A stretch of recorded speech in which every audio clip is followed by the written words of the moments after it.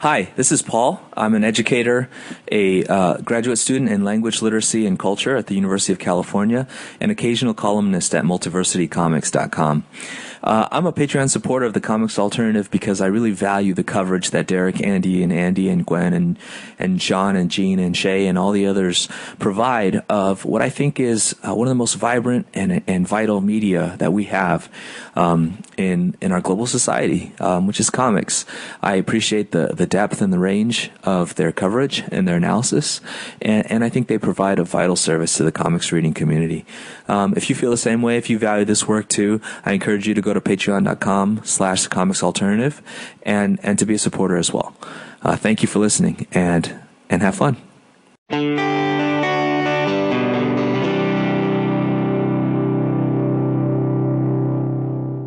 This is the Comics Alternative Interviews, a conversation with Tom Hart.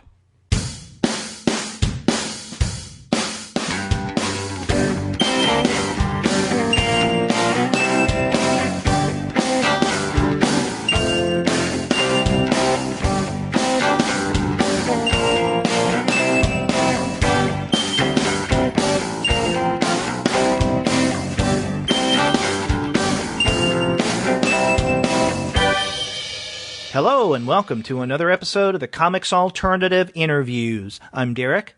And I'm Gene, and we're two guys with PhDs talk about comics with another guy. That's right. And on this show, the other guy is Tom Hart.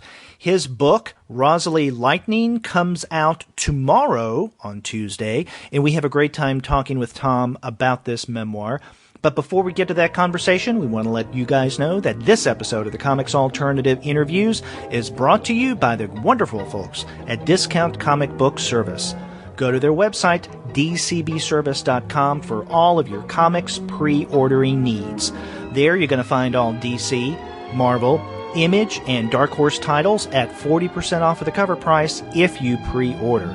For all of the other publishers, you'll find that those discounts are 20 to 35% off the cover price. And every single month, you're going to find some great specials. Sometimes you'll find titles at 45% off the cover price, sometimes at 50% off, but often the discounts are more impressive than that. Yeah, and they usually have a lot of big bundles as well. There's usually a Marvel, at least a couple of Marvel and DC bundles, often number one bundles. Vertigo and Valiant often have bundles, sometimes even have special things that go up, again, even more than that. A lot of these bundles are usually at 45 or 50% off, and sometimes there's even clearance things that are even crazier than that.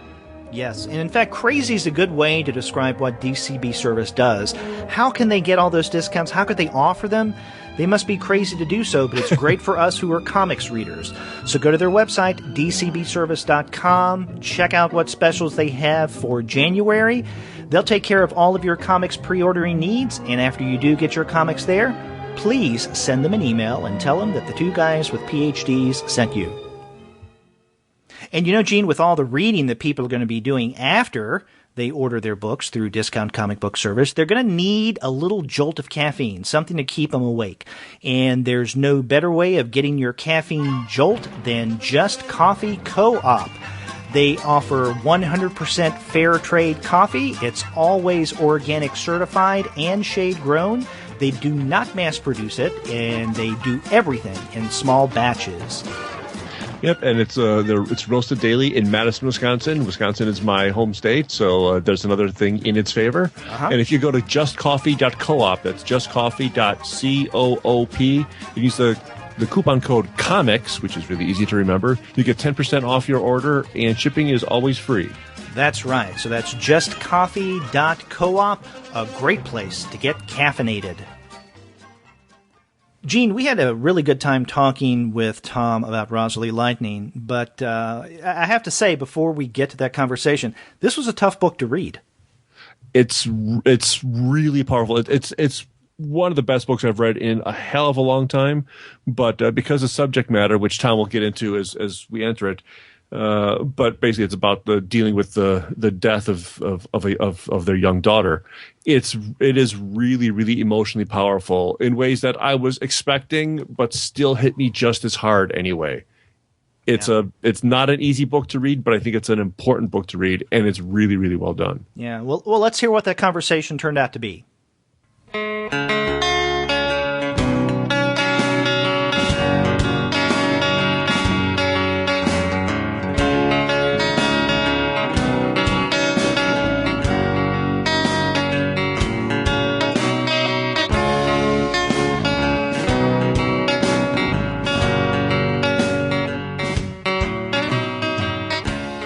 we're pleased to have as a guest on the Comics Alternative, Tom Hart. His new book, Rosalie Lightning, is coming out tomorrow from St. Martin's Press. Tom, welcome to the show. Thanks. Thanks so much. Yeah, it's really great to have you here, Tom. Just for full disclosure, I've known Tom at least a little bit for 20-some years now, I think, because we met on the Comics At list, on this emailed list, right? I think. Yeah, I wasn't on that very much, but certainly we were on it together at some point. And I think I remember you from an SPX in the mid '90s, maybe certainly late '90s. Because I started going to SPX from the second one on, and then I went to probably the next 4 or 5 of them. So I'm sure we at least did one of the gigantic evening meals and crazy party stuff then. Again, I've been a big fan of yours for a long time. In preparing for this, I managed to grab most of my mini comics out of my storage unit, and so I've got a big old stack of Tom Hart photocopied mini comics, or just the very small stuff that I've been reading for the past couple of days. So I've been living inside your old head for a long time now.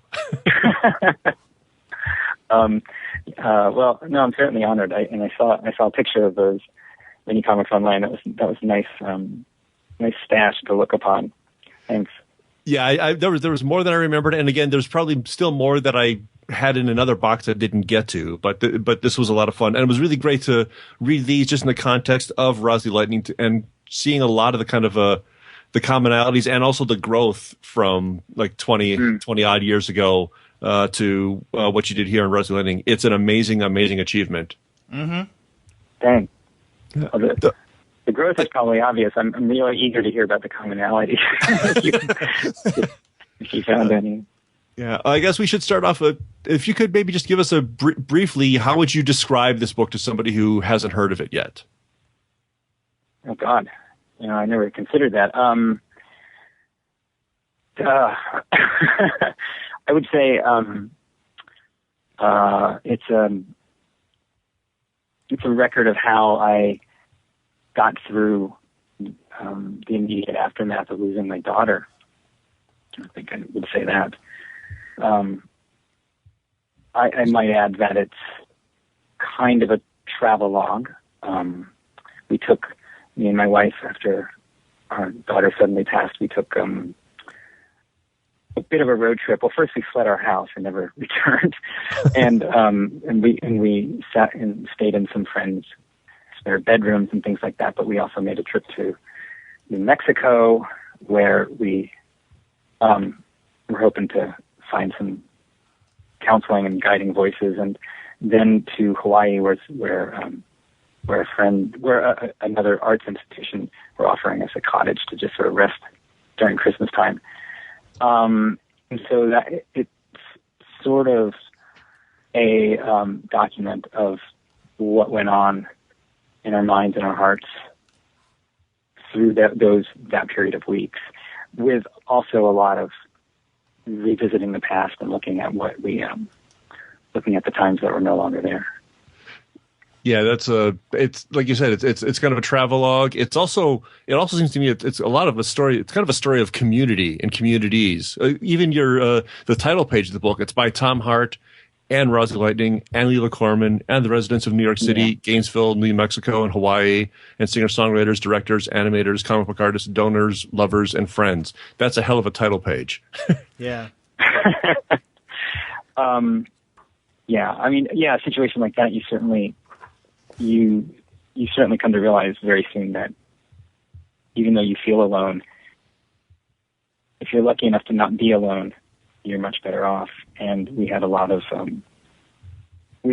friends, looking out for us, sending us thoughts, etc. But also, the book is somewhat about trying to find help in sources that weren't necessarily close to us, like songs and movies and books and other comics. And so maybe it's not as much about community as it is about a larger society or the larger sort of fabric of art and emotion that we all live in or something. Yeah.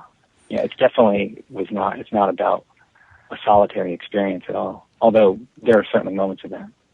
And you describe it as a travelogue, which it is. And for me, it's more of an emotional travelogue than a physical one. I mean, that physical journey is definitely there because, we see, you and your family or you and Leela at different places, after Rosalie passes, trying to come to terms, trying to make sense of things. And so there is that kind of physical journey, but it's much more, at least for me, an emotional journey. And one of the ways that you underscore this is with the image of the two figures in a raft.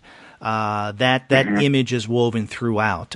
So if someone is wondering where the travelogue comes from, I mean, that definitely is represented there in your comics. Mm-hmm. Yeah, well, the whole thing was it became important to me early on when I was making it that I had to follow the thoughts as they arose more than anything, and the thoughts and the emotions as they arose, and that trying to structure it in any strictly chronological way wasn't really working because the way thought and emotion was working, certainly in that situation, but I think in general, it doesn't really adhere to the strict chronology. So that metaphor you're talking about, I think it sort of helps let you see that this is there's more, God, there's no term for it. I want to say there's a sort of like cartoon version of the same story happening underneath, but I don't think cartoon version is correct. Spiritual isn't correct either, but there, there's an imaginative version of the story that they sort of happen together. There are times when they weave when the cartoon version that you described of the people on the raft sort of merges with the, the real, traveling in cars and things like that. But really, there's a lot of there's some conscious usage of that duality, but a lot of it was intuitive, and I just sometimes, if there was a thought or an emotional expression I needed to put in there, it might just come out looking and feeling better via the people on the raft rather than out of me or my wife's mouths. And there wasn't a lot of conscious decision making about like how the two were interplaying, except in one case. But I'm glad you found that interesting. Anyway. Oh yeah, and memoir definitely, travelogue certainly. But to me, if I were going to pick a genre, I guess a assigned generic way of looking at this, poetry would come to mind more than the others, because the way that this reads, you mentioned a second ago the fact that you really didn't follow any chronological representation of what you guys were going through. And in reading Rosalie Lightning, I couldn't help but think of this as a comics poem. An extremely moving one where certain images, events, and associations are made in ways that make complete sense. And so there is that kind of linkage going on. But if you're looking for, let's say, some kind of sequencing as we usually think of with fiction or autobiography or just narrative in general, this happened and then the next thing happened and maybe there's a flashback and then we're back at, to the second and third thing. It's not that way at all, but it strikes me much more poetic than anything. Well, thanks. That's terrific. I've never, I've wrestled with the idea of poetry for most of my career, and I've never understood the definition of poetry. But I've constantly tried to find it, and I've even asked, people with degrees in poetry, and I've never really come to a good conclusion, except maybe it's defined by concise use of language. But what you just said about associative thinking, going from one association to another, it's certainly another element I think of as poetry. If you guys have a definition of poetry, I'd love to hear it. But I will take the compliment because I've always, in whatever way I could understand it, I've always admired comics that were poetic. And I think that this is the case, especially with the last half or maybe the last 2/3 of the book. In the opening third or half, there is more of I guess, chronological ordering after we get to the fact, which you do, almost at the beginning, that, Rosalie is gone. But then the build up to that, the context that you set, yeah, that's chronological. That's more like narrative. But then after that, it's more a series of events and associations and feelings that are linked in a way that kind of transcends time. And it's almost as if the more we get into Rosalie Lightning, the deeper we get into you and your experience, as best as we as readers can. With all of the unordered, messy emotionalness that goes into that. Right. Thanks. The thing is that the most of the experience of the book happened within the 5 weeks after her death, from mid-November to the 1st of January. And what you're experiencing as a reader, I'm really happy to hear, because it's what I experienced as an author. I had, in those 5 weeks, taken stacks of notes, and just partially as a sort of survival mechanism, just to keep my hand and head moving a little bit, and but always sort of looking inward. But when it came time to create the book, it was a lot of sifting through that and trying to find what worked from association to association. And it became a sort of travelogue. I think you said something about getting deeper into the experience. And for me, it was that too. It was like trying to find the really most relevant moments that we experienced maybe at this point years ago, and putting them one after another and sort of re-experiencing them through the act of sort of structuring and drawing it. So I think what you're experiencing is a bit of a mirror of what I experienced. Yeah, when you talk about kind of the structuring of it all, like you said, it's not really chronological, but one of the things that I was blown away with this book is just how structured it feels to me. I mean, even though, we've got a chaos of emotion, a chaos of things you're going through. You're trying to go with the crazy Hutch Owen infuriatingness of trying to get that house sold at the same time while you're dealing with all this stuff. But at the same time, it kind of felt like emotionally, again, I think poetry works well for me as well. Again, if I could define it, I might still be teaching, but the book feels like it's punctuated by these kind of visual refrains off and on, especially the image of the moon, which is also the image of like the whole of the ditch from the Vault of Horror comic, and these kind of round images you just keep popping up over and over, even at the very end, like the last maybe 30, 40 pages of the book. In a lot of the frames, like suddenly, like you've drawn a circle around yourself, or drawn a circle around an event within a panel, and this kind of circular imagery shows up constantly throughout the book, and it really kind of helped to kind of modulate the themes and just kind of reinforce things visually that I think only comics can do. Yeah, thanks. It helps to limit yourself sometimes into just as you're working on projects, just try things that you've already tried. That sort of helps maintain that consistency, which you say modulates the message a little bit.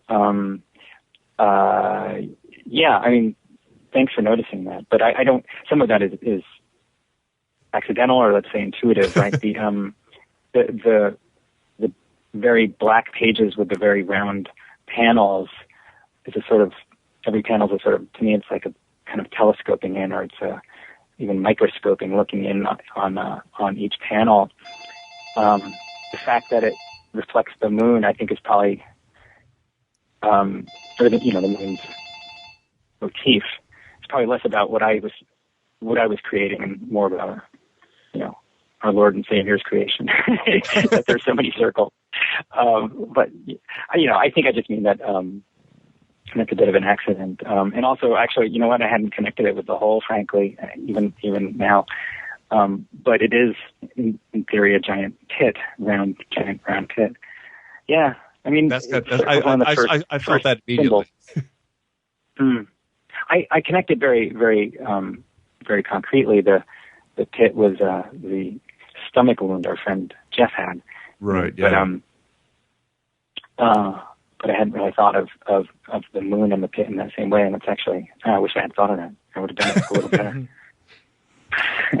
And also the time under which the book takes place. It seems longer than the actual time you lived through. You pointed out earlier that the time frame under which everything takes place in Rosalie Lightning is relatively short and contained. But by the time I got to the end of the book, it just felt like I had been on a much longer journey time-wise. I mean, after all, there are 12 sections or 12 chapters to this book. It's almost like 12 chapters, 12 months, even though, that's not that's not the time period that you cover. Yeah, well, thanks. And again, I mean, it covers those 5 weeks, but it took me 3.5 years to draw or something, and it was a very long experience. I guess I was dragging along that experience of reliving it. And it does take, if it's got the moment of her death to the end of the book is 5 weeks, but it covers a lot of ground by dipping back into the past quite a bit too. So there's some of that. So everything is okay with that New York apartment now. That was the most infuriating side story to this whole thing. And I mean, so not only is this book, steeped in sadness, but also I got angry reading those parts. Oh yeah. Yeah. Thanks. I mean, I certainly wanted that. I think when I started the book, I really didn't know what its final form would be. And at first, there was a part of me that just wanted to detail the horror of all of it, and that was certainly part of it. I wanted to show what we were going through, how angering and frustrating it was, how impossible it was to deal with, and then also the horror of losing Rosalie. And at some point, I realized that I didn't want to write a book, full of horrors. But I think that antagonistic subplot really worked well, because it was very, very, very at the forefront. I mean, there were entire days where I had to deal with that on the phone. I don't remember how in depth I went about having to install drivers onto a borrowed laptop so I could get a fax to work and all this stuff, which should have not been ever a problem, and it should have been dealt with 5 or 6 months ago when we thought we did everything correctly. And it was so difficult. I had another friend of mine read it, the first couple chapters years ago when it was just starting out. And she said to me, it's so brave that you're writing about all these money troubles.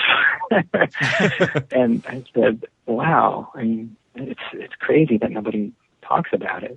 I think that the time I started the book and the time and today rather, years I can tell everybody's fleeing New York and priced out of New York and stuff. But I think there was a reticence to talk about how devastated we were all financially by that city. It's just harder and harder. It was. We left. I'm not thinking about it anymore.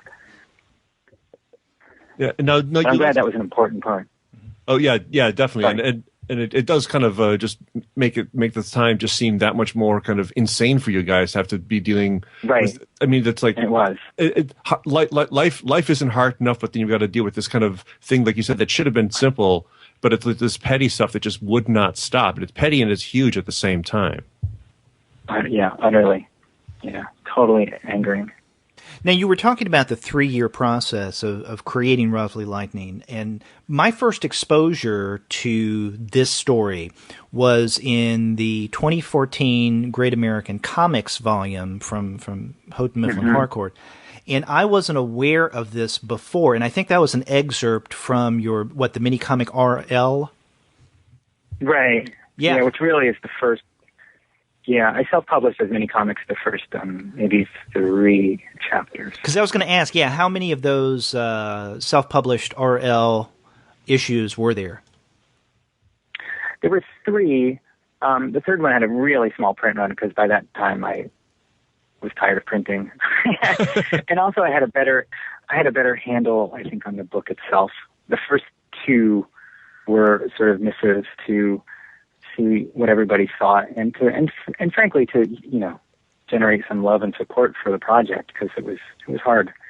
And so those first two, which were probably 20 to 30 pages each, I printed a bunch of those, sold them in SPX and through the mail and stuff.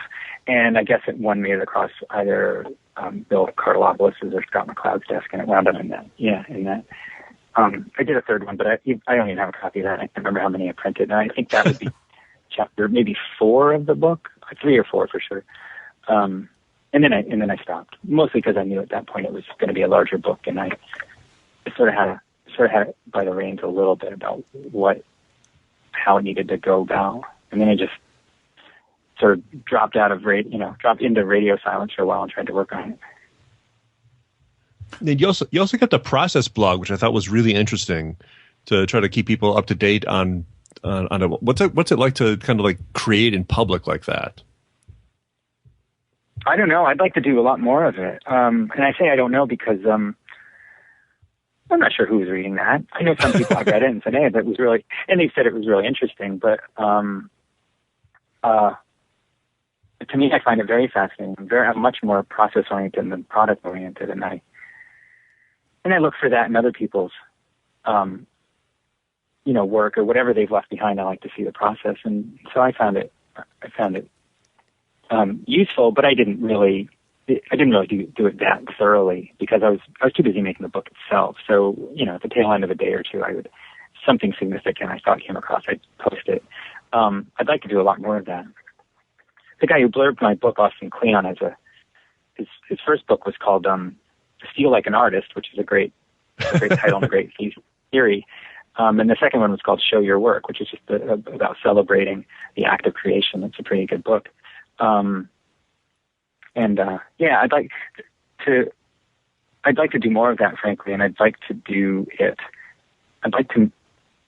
We'll see. I'd like to do it as a comic. I'd like to let a comic unfold before the reader's eyes at some point. And I'm sort of thinking how to do that because I'm actually very motivated by the idea that motivated by the fascination I have with the process, but also by the fact that every time you make a creative decision, you lose all these other creative options, and I'd like to find some sort of way to embrace that, plus embrace the sort of pedagogical side. When in my teaching, I teach so many ways of looking at all your options before you choose one. So I'm trying to put those 3 things together in my brain for a potential future project, and those 3 things being how can you set yourself exercises to come up with better options? How can you document those options and even keep all of them alive? And also, how can you make an engaging book? We'll see. That's way in the future. I shouldn't be talking about. Well, that brings up the issue of revision. And, if, as you were mentioning, your readers or some readers can see a work unfolding like almost in real time, then how strongly would you feel about going back when you actually have a finished product? Let's say, okay, you're publishing segments of what will eventually become a book. You get dedicated followers. They see how it's going. You get enough material to where you have the book about ready. When you go back in to pull everything together, would the need to go back and revise different from what people had originally seen? You think, would that be a strong enough impulse? Would you feel that you would be losing something by taking away the original spontaneity? Right. Well, every artist has a different relationship with revision and different standards for what they want to release into the public. And a different methodology for getting there, right? Some people will make every page perfect and every idea perfect before it even gets finished. I'm a person who's always worked in drafts and iterations, and then hoped that there would be time to revise. And if there's not, just let it be, or time and energy and the will. In this case, I guess it's a little different because the emotions were still raw, and So in some cases, I didn't look back. There were certain times in structuring the book itself. I really went a lot by feel, and especially the first 20 or 40 pages had a quick, organic self-structuring that I really didn't second guess. And when it came time to look at the book as a whole, I never considered revising any of that from a structural standpoint. It just because it was organic and unique and was a product of the time and seemed effective. I never asked, is there a better way to structure this stuff that's now almost 3 years old? Visually, though, there are tons of drawings that I just had little Post-it notes on, I gotta change that one, I gotta change that one, I gotta change that one. But and I changed most of them. But drawing's hard for me, and there were times where I knew I would be in for a bigger battle, and maybe leaving the sort of artifact of the battle of the time was what was necessary. So there are drawings that I'm not exactly happy with, but they reflect the experience, so I left them in. But what I find amazing is you said that so much that once you had the structure went through, you didn't have to go back and really revise the structure at all, because this book feels so well thought out. And to know that, like you said, a lot of it was kind of number one, you wrote things down first, but also that once it was down, it was kind of there. But again, going back and reading all your earlier stuff, you've done so much. You did so much experimental stuff, and just you've done so many pages of comics that I can understand how you can get to the point where the first structural draft kind of works pretty well because you've just been working at this for so long. It's not just that you just pulled something out and said, well, this feels like it's good enough. You've worked at narrative chops for so long that you've got this kind of a that your first instinct is probably pretty good for a lot of this stuff. Oh, Gene, God bless you. No one's ever said that to me. Thanks. I mean, I feel like I've internalized some things, and I have experimented a lot and tried to understand. I also feel like I've never had an innate sense of anything. I think there are a lot of artists who, right out of the gate, they're able to be innovative in a certain way, or at least technically excellent. And I've never had any of those. I've questioned and sort of forced my way through every part of comic, but I've paid the most attention to narrative structure, I think, and to think that to what you said, if that's true, thanks. It is certainly. It's nice to be there if that's true, that my instincts are any good. Well, it sure felt like that. And just going back to where you said about trying to revise things along, I was reading again the serialized version of The Sands, which you had 3 issues that came out from Black Eye, and the first right. The author's note in issue 2 was it's a very written in a kind of an arch language, but it's still look, let's go back to that one panel on page 5, and we're just going to redraw that in our minds. And you do that for oh, really? Yeah. Yes. Yeah. Second, let's look at that Shepherd on page 6 of issue 1 has changed his look just a bit. We've given him a more proper headwear and rid him of his hook staff. That was just a little too Little Bo Peep like. And I should find that. There's a whole page of that where you say, well, we're just going to pretend that I drew this differently, and just keep that in your mind when you're reading chapter 2, as opposed to what you actually saw when you read chapter 1. Oh, I think I need to find these books. I wonder if I can find them. I wonder if I can find them in a quarter bin somewhere, because I'm pretty sure I don't have them. That's funny. I can get you scans of them if you want. I've got them in hand right I'm sure you know what? I'm sure I have. But I think it's number 3. I don't have a copy of. I'm sure 1 and 2 are floating around here somewhere. But yeah, that's funny. But again, it again speaks to what the standards and what the relationship with the revision each artist has. Right? There are plenty of artists who would never, until they've thought it all through, sketched it all out, wouldn't even start. And then every page would be perfect, and some people won't mess with serialization at all. Other people will, but they'll do a lot more preparatory work, for instance. Mm-hmm. And yeah, I don't know. I just like to be busy, and I don't mind people seeing it. But I also think I think being active on the page lets the good ideas come out, or at least lets maybe that's the right phrase. Allows the right ideas to come out, but you may not see them until the activity is really up and running. I don't remember how much revision I did in the early. Actually, when I think the book came out, I think I revised. I think I redrew the first 12 or 15 pages or something. Yeah. You can't tell. I mean, they're still lousy drawings, but please. You said that you redrew a lot of the stuff in Rosalie Lightning. Do you use the computer, or how are you drawing this? Because that's a big part of revision also. Is like how physically do you do it? Well, no, everything was drawn on paper, with the exception of maybe a panel or two that was vexing, and maybe I just thought, a Photoshop brush might be another way to do it, but I don't remember too much of that. I think there might have been part of one panel or something. But I had a very early dedication to making the pages as perfect as possible, and so the first 20 pages look on paper pretty much like you see them in the book. But as I got moving through the book, it became much more of a patchwork of just trying to get the right drawing down, and there are pieces of drawings everywhere on scrap pieces of paper, and they'd all get composited in the computer. And so, yeah, if there was one that was lousy, I'd redraw it on paper.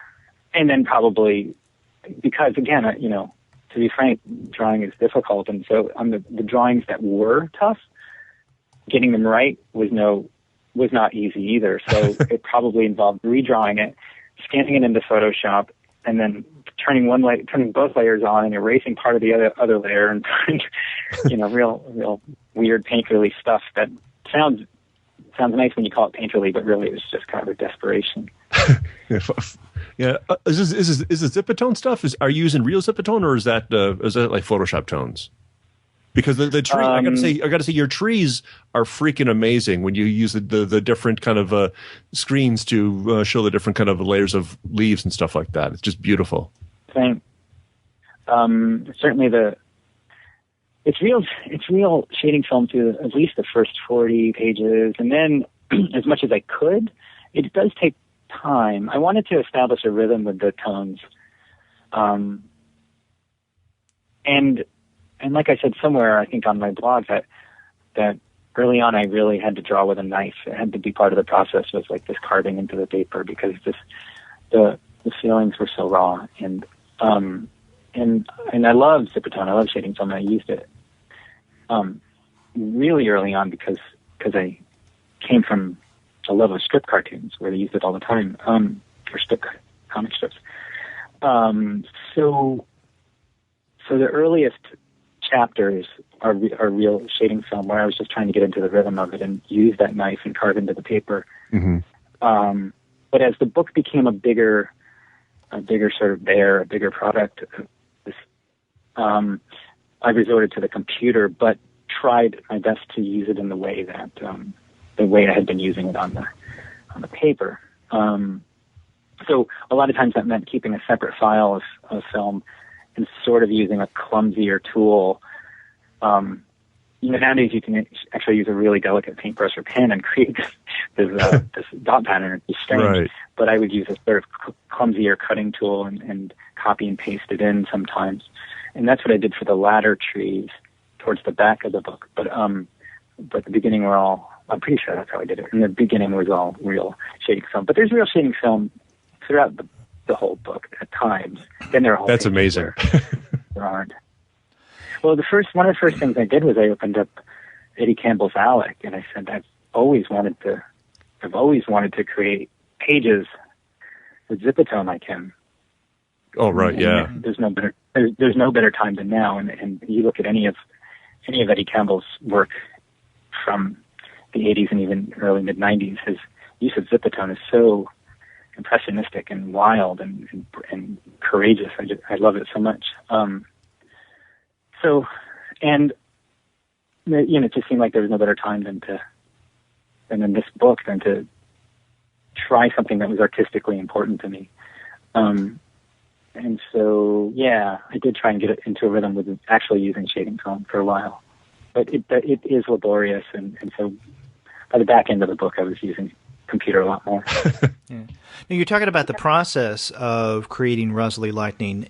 In the actual work on it, were you aware of any of your previous comics that not so much the way in which you created them, but maybe allusions to them or images or strategies of the narrative that you incorporated into this memoir? Well, first and foremost, yeah, the two people on the raft that you mentioned are straight out of one of my old mini comics, and Gene has it. I saw it in his pile. Yeah, Maria. Yeah, and so yeah, as a cartoonist who's been creating, my main sort of MO has been to create characters and situations and then try and do something with them. Sadly, it took me a long time to realize stories as a part of that triumvirate. I always had characters and situations, and now what? But so I have this history with creating characters and situations, and there's some characters that really stuck with me, and who have been a part of my life, for a better phrase, for a long time. And there's, to some degree, how I see the world. Hutch Owen certainly being the easiest one to sort of point out, but and so this couple on the raft I did as my first 24-hour comic in 1990. I don't know, 2 or 3 or something. Excuse me. And I always wanted to reuse those characters. They were always the most interesting characters that I was never capable of using. I tried over and over again, and they never emerged from a sketchbook doodle. And so that's what I tried to say in Rosalie Lightning a little, that the image suddenly made sense to me. And they weren't going anywhere. They were fleeing. I had to see these cartoons, and the fact that these cartoon characters existed helped me process the experience a little better. So I think that's one answer to your question. If there's another part of that question that I didn't answer, let me know. Okay. No, I think you got around to it, the parts that I was getting at. Now, you've alluded a couple of times to the fact of not only the process of creation, but you as an artist who helps others with that as well, your classroom work. And I'm wondering if you could tell us about your experiences with your sequential artist workshop down in Gainesville. Well, my board of directors would be very unhappy if I didn't mention we're in the middle of a fundraiser right now. Oh, please mention this. Pay those bills, man. We're very, very, very low fi, but I think high impact school for comic books and graphic novels or whatever you want to call them, and we bring people. At this point, we've attracted people from India and from Australia and from Ireland, but also from the rest of the country, of the States, and we just try and teach them comics the best way we can. We've assembled a small, pretty dedicated faculty, and I saw it. I really see it. I see now that I created this school I always wish I had gone to. I think when I was 20 and really, or maybe 21, 22, maybe 23, just really consumed by my desire to make good comics and to get better and to learn. There really wasn't an avenue for that anywhere. And I would have just loved an intensive space with mentors and assignments and community. And there was some of that. We created it in Seattle ourselves, amongst our peers, mostly alone, which sort of lacks the mentorship quality. But so Anyway, I tried to create the school, and it's working pretty well. It's a very, very lo-fi. We have 3 computers, and one of them we have to return to its proper owner soon. The floors are dingy, and the walls need repainting. But it's a place that a lot of people have come through and made art. So I'm very proud of it, and we have a very, very, I think, very rigorous curriculum. I'm extremely proud of that too.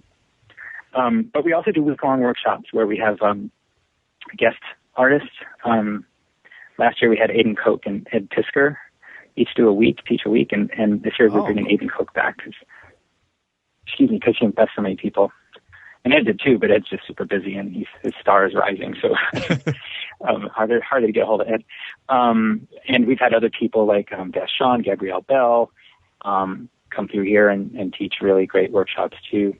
And we do other small residencies and things. And so less like a college and more like an art studio or an arts, an arts center. I don't know. It's a very odd assemblage of different artistic, pedagogical things. Yeah. Well, I know that University of Florida there has, I think, maybe the first program in comic studies out of their English department. Is there any interaction between the Sequential Artist Workshop and University of Florida and, let's say, the comic studies program that Donald Alt helped to create? Mm-hmm. Yeah, totally. And that was one reason I wanted to do it in Gainesville, but it also a bit coincidental and lucky, and it maybe just Gainesville had slowly over years drew me here for a number of reasons, that being one of them. But as it stands now, we help every year. We help a little bit with suggesting ideas for bringing in a guest artist. We do a little bit of promotion with them. We've run workshops for them, and this year we're having their opening meet and greet, which I think will be on Friday. We're going to have that at our space, and we're going to try and celebrate the whole concept and the theme a little bit, and also just have a space where people can be social and talk to each other at their conference in spring.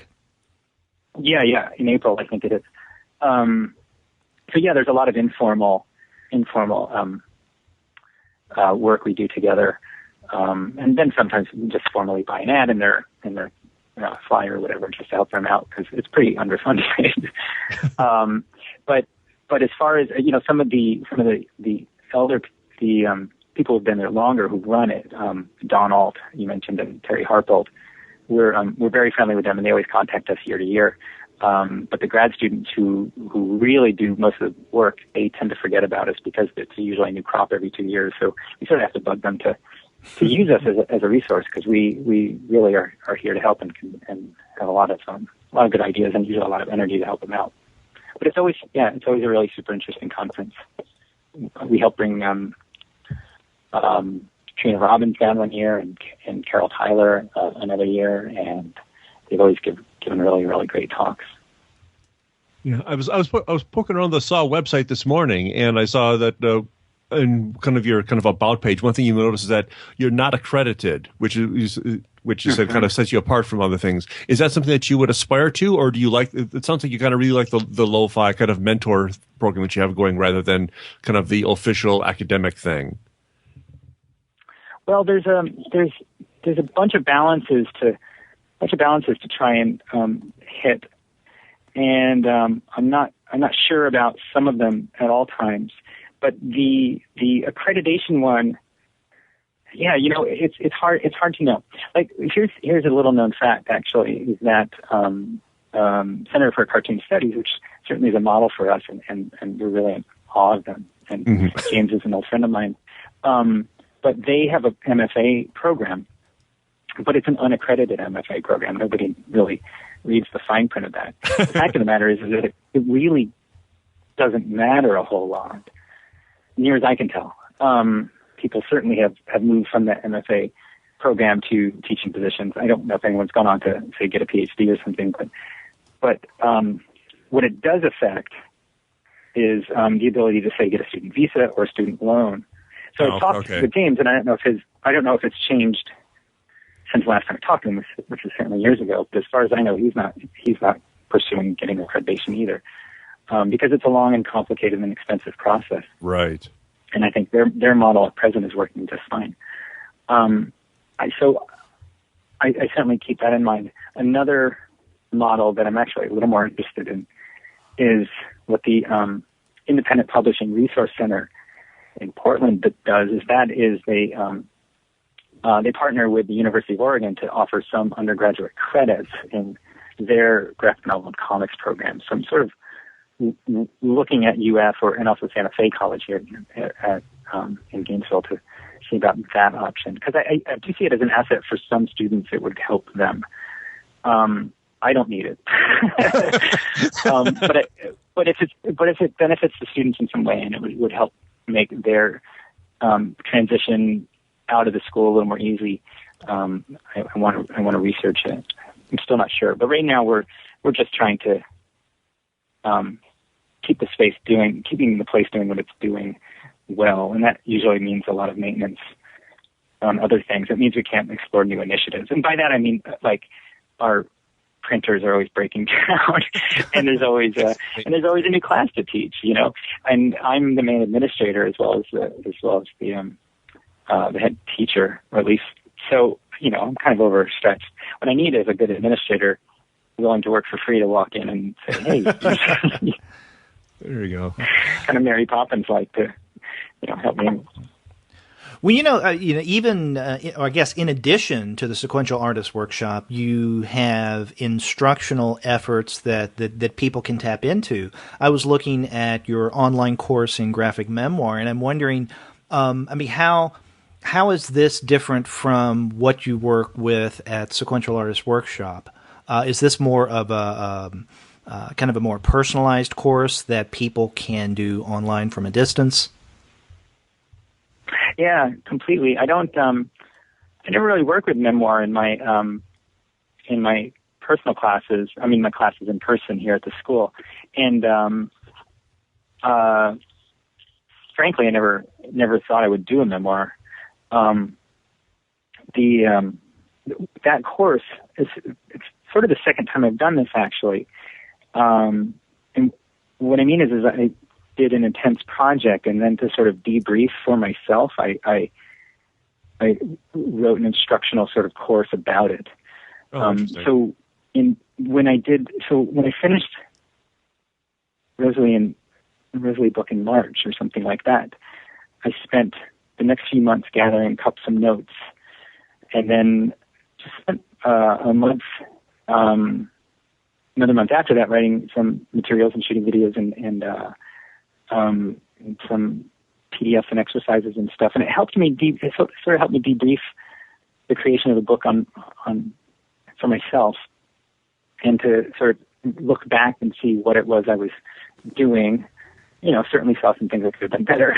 And I say that's the second time I did it because when I finished doing comic strips, I spent most of 2005 to 2008, I think, doing almost daily comic strips, Monday through Friday for sure, for a number of those years. And when that stopped, roughly, and not coincidentally around the time of the stock market crash,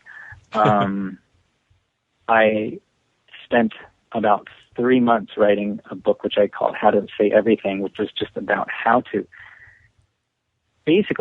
constantly come up with ideas that you personally are interested in, which is what you have to do if you're doing a comic strip, and how to stay engaged with those ideas, and how to not flag in your own motivation, but also how to make those ideas, how to keep those ideas personal. And it's a book that's been 95% finished for 5 years now, and it's on the B to-do list. There's the A to-do list, and this is on the B to-do list, is to actually finish up that 5%, because it's really got some strong material in it, and I need to finish it. But there were just other things pulling at my attention for the longest time, so I didn't finish it. But it's available on my site anyway. It's 95% finished. You can download it, or even order a digital copy of it in sort of 95% rough, 95% finished form. But it's a good book, and it sort of, again, was me debriefing the experience of doing comic strips for that long and trying to stay energized for that long, which is hard. So I don't know. I wonder now that I've done it twice if I'll do that every time I take on a big project. It's possible. In both cases, it happened pretty impulsively and organically. Well, it sounds like that it fits in well with, like you said earlier on, about the fact that you just like to just keep getting stuff out there, and then you're so busy getting stuff out there, you don't have time to stop and figure out how you're going to do it. You do it, and then afterwards you look back and say, "Oh, that's what I was doing." I hope that doesn't sound horrible. No, not at all. I mean, it's sometimes you just have to do it to figure out what it is you want to do. And does that come at all from because a lot of these mini comics I got from you, there's a lot of them that are like 24-hour comics. Like you said, Maria was your first one, but a bunch of these seem to be 24-hour comics. What did you get from that experience of doing like 24 pages in 24 hours, besides just like exhausted? Well, in all those cases, I mean, I don't. To address the larger question of just like the impulsiveness of like getting work out there and then like addressing it later and looking at it later, I've always I've never felt at leisure with my anything. I've never felt like I had the luxury of time for a lot of pre-planning. I've never been able to luxuriate in a project that I know is going to engross me completely for a long time. There's always bills to pay and other attention to pay to, even when I was 22 or whatever. And that may be karma, and maybe my chemical makeup. Who knows? I don't know, because I certainly know people that don't work as impulsively. But I've always felt that. Getting the work out there was the important thing, and letting it be flawed was okay if those flaws if the sort of corrective measures could be sort of integrated as I go. And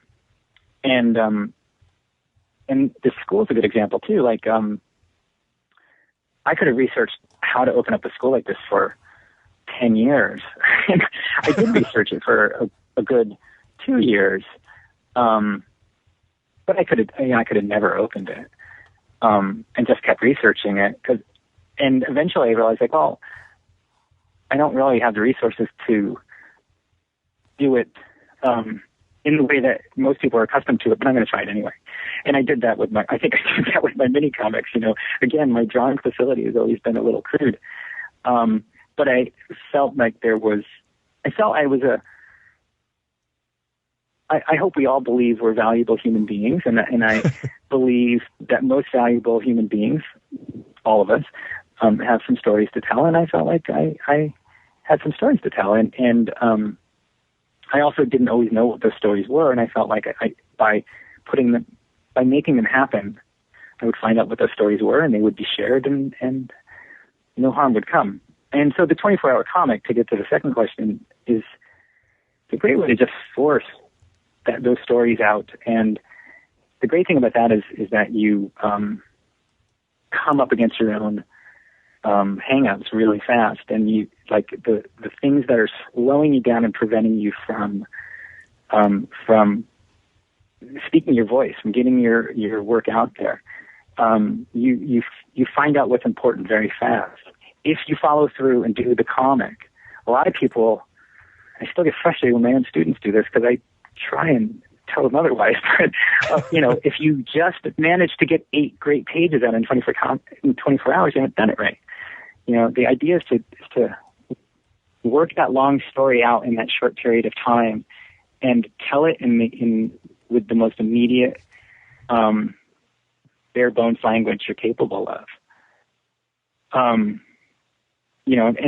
Scott says, McCloud, who invented it, of course, says it's not about how little you can put on the page, but how much. How much can you? That might be a bit of a digression in my case, because I'm just trying to get it out there, and I'm not really thinking about little or much. But but it's not about like stripping it down to a minimum. It's about finding what your own what your own values are as a storyteller. But you do have to finish it. And so again, I'm very frustrated with the people who are like, oh, I finished 8 pages and 6 of them are okay and the other 2 are just pencil. That always just throws me. But again, I have a different, I have my own mission, right? My mission is to get people's voice out there. And there's some ways you do that. One way is to not look back too soon, to do the work and then reflect upon it. Not reflect and criticize as you go. Sorry, I'm just rambling. Right. No, I just let you guys ask another question. Yeah. Well, talking about getting stuff out there, I originally knew you through your strip Hutch Owen, and you're continuing to do Hutch Owen, right? No, God, I haven't touched it. Because I thought it was up on Go Comics. It is. Sorry. I'm basically running reruns, but don't tell anyone they're reruns. Okay, I won't. You just did, but no, it's okay. I mean, the Go Comics people know that they're reruns. Yeah, no, I'm just and actually I haven't even updated the reruns in a couple of weeks. I really, really, really need to do that. But we're just keeping those sort of alive. But yeah, I haven't drawn one of those since 2009. I'm sure. Do you have any plans on going back to that? I'm not that productive. I couldn't have done this book and that too. Do I have any plans? What? Do you have any plans to go back to Hutch Owen? I don't see the purpose because I think the times have changed so much, and the times meaning I think we're all a little more savvy as a culture to the kinds of things that character was so incensed about, and also the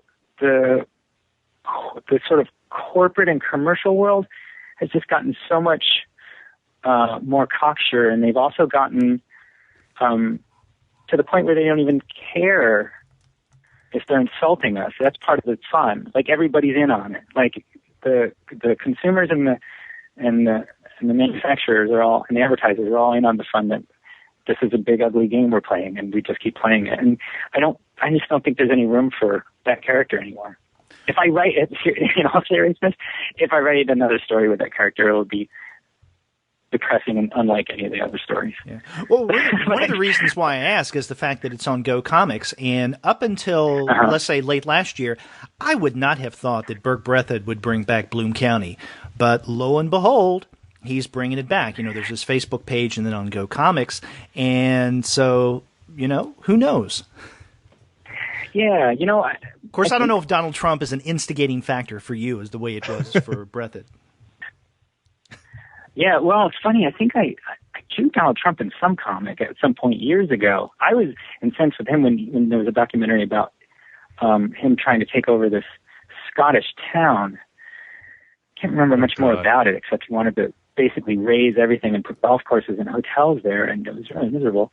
And that sort of Trump-like glee was part of the inspiration of Dennis Warner, the antagonist of the Hutch Owen, although it was only in later times was Trump very visible for me.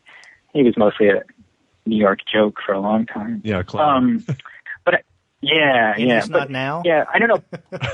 He's an American clown. It was a joke yeah, but Breathed bringing those guys back, I think he, even though he addressed political things all the time, I think he had a larger.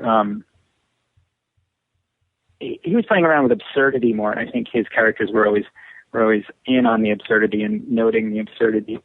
And I don't think my characters were doing that as much as I don't know what I was doing, frankly, with those characters. They were trying to buck the system a little more aggressively, and so I just think those actions wouldn't be as relevant now. But Hutch is still a lot of fun to read. It's I could feel the righteous indignation welling up off the page and just kind of going, yeah. Even reading the old stuff this weekend, I was like, yeah, I understand exactly where that's coming from. And some of his diatribes were just the most crazy poetic nonsense that was just brilliant in its absurdity. Oh wow! Well, thanks. There are some of the stories I really like quite a bit. I think those stories were at its best when I was really trying to humanize whoever was the main character. It was usually Hutch, but sometimes other characters. And some of those are pretty good, I think. Thanks. Yeah, but I don't think I'll go back to it anytime soon. Well, if not Hutch Owen, do you have any plans, or maybe even currently working on something now that Rosalie Lightning is just about to come out? Well, I seriously have a stack of notes. I don't know, probably a foot high for something I want to do next, and I thought that those notes have mostly been accumulating in the past 4 or 5 years, maybe with a genesis, maybe a little after Rosalie was born.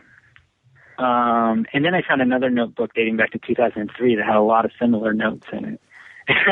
I realized that there's some themes that I want to explore that clearly are 11 or 12 years old at this point and are still alive. But I also am not done with, I don't think, with the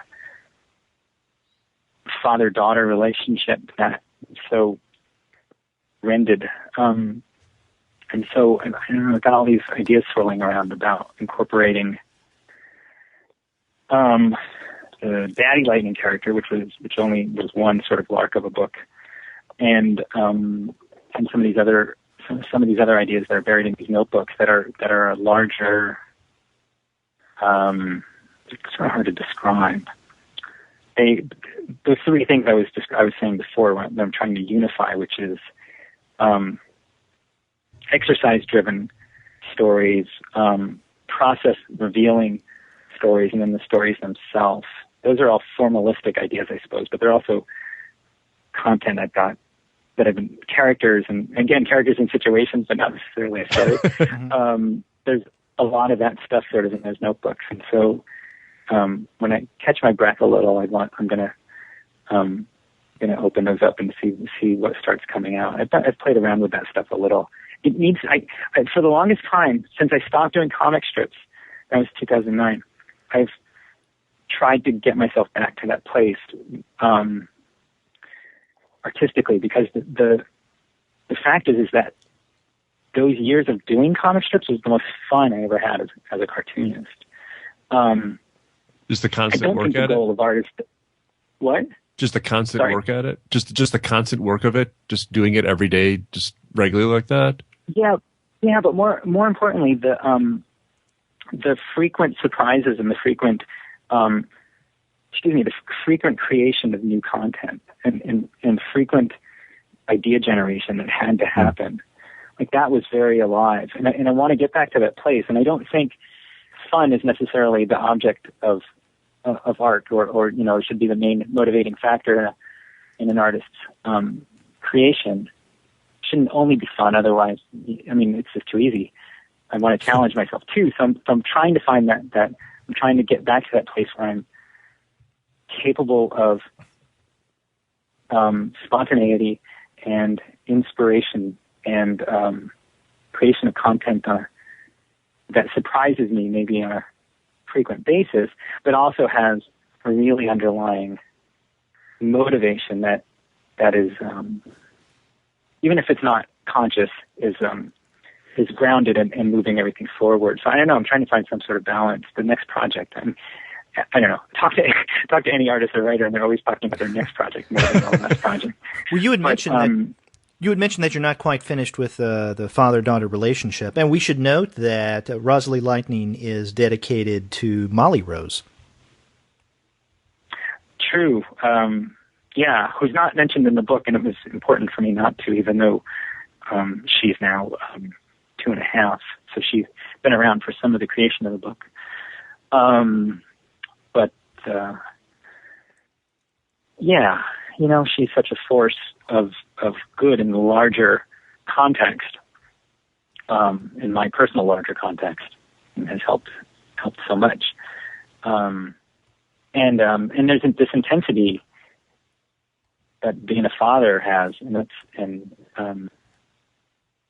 so I want to play around with that too, but in a superficial way. I don't think that would be right. So I don't know. There are all sorts of themes and sub-themes, ideas brewing. I'm not really sure. The fact of the matter is I'm, deep down, I'm still a man who had his daughter ripped away from him in this way, and despite this book, the Rosalie Lightning book, being healing, and it was, still there's the pain is still there, and I think those themes need to return into some other book in a different way, and also play around with it. I know play is a weird word for that, but I think a loss like that will find its way into the next project too. I think when it comes to matters such as this, a lot of people talking about healing and closure. I mean, something like this can never be healed or closed. And it gets back to that visual metaphor that Gene pointed out earlier, the circle or the holes. I mean, they're always going to be there. Yeah.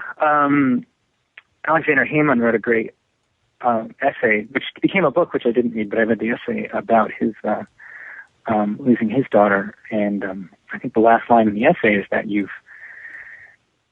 I'm not sure why he was speaking in second person at that point, but he says, maybe he wasn't, maybe I just remember it that way, but he says, you've grown a new organ whose only function is to secrete sorrow. And it's a very apt statement. And yeah, so, I mean, you heal from it, but you're changed by it too. And there's no really reconciling those two things. Would you have any tour or signing events that are lined up for the release of this later this week? Well, I'm doing 2 events in New York City, so I hope people will come to that.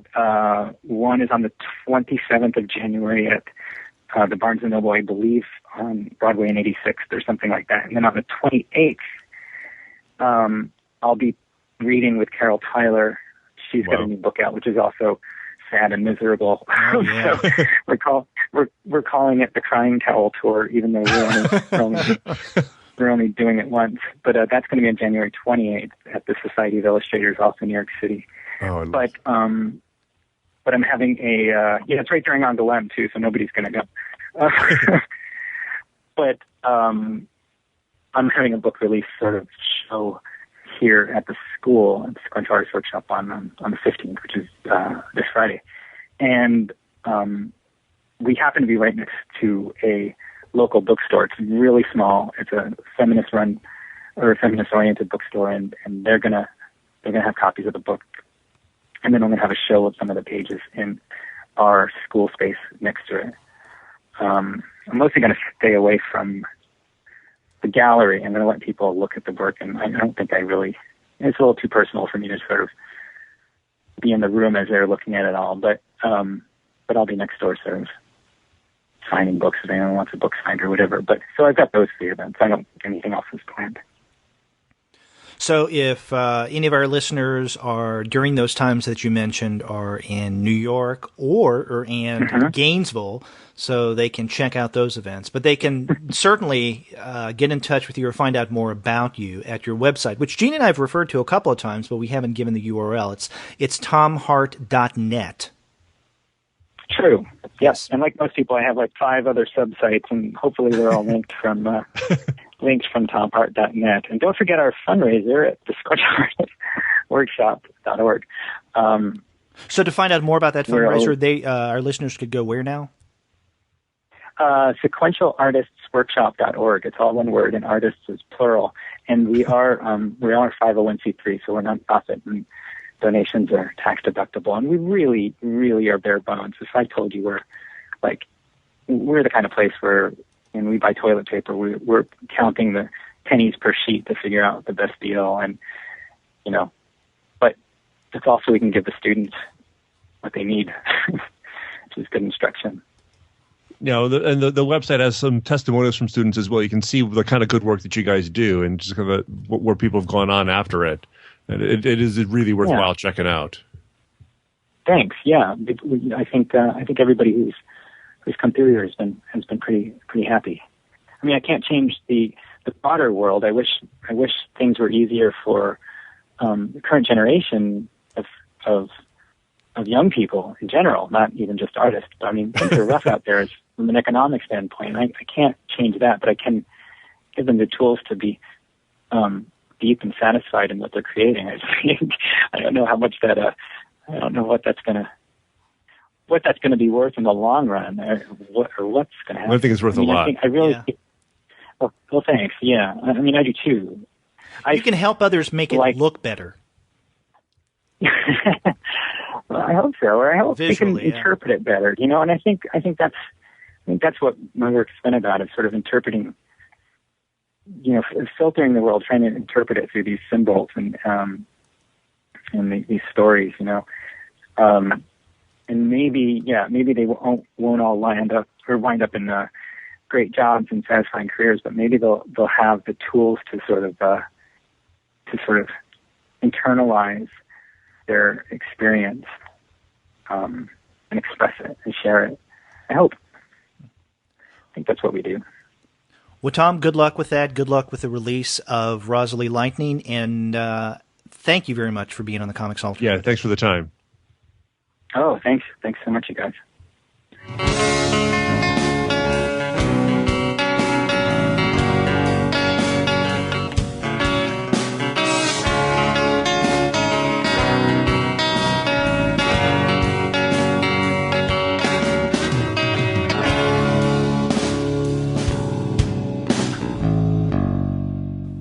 Wow, Gene, I really enjoyed that conversation, and I know it was a heavy topic to discuss, this book, Rosalie Lightning, the death of his young daughter.